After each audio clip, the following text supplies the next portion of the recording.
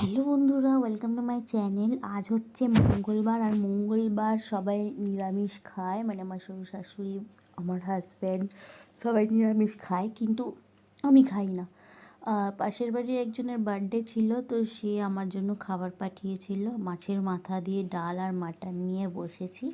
এই জন্যে আমি টেবিলে বসিনি, আমি আলাদা বসেছি, যেহেতু ছোঁয়াছুঁয়ির একটা ব্যাপার আছে।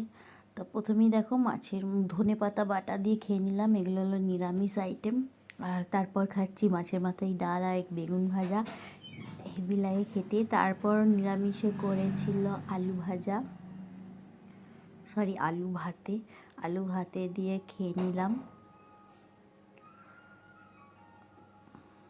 খাবারটা দুজনের জন্য পাঠিয়েছিল, আমার জন্য আর আমার ভাগ্নির জন্য। তো আমরা দুজনেই নিচে বসে খাচ্ছি। ছিল হিংচে শাকের বড়া, আর এটা হচ্ছে কুমড়ো ভাজা। অল্প একটু ভাত মেখে খাচ্ছি, কারণ মাটনটা দিয়ে খেতে হবে। দেখো, মাটন থাকলে আর কিচ্ছু লাগে না। আর ওকে একটা দিয়ে দিলাম, আর আমি দুটো খাবো, কারণ আমি বড়, ও ছোটো, ওর জন্যে এই পিসটা ওকে দিলাম, আর এটা আমি নিলাম।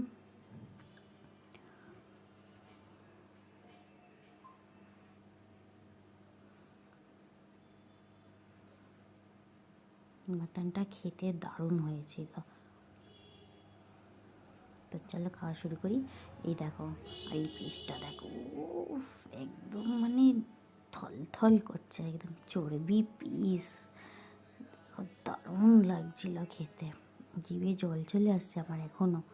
তো চলো আমি খাই। Thanks for watching, bye bye.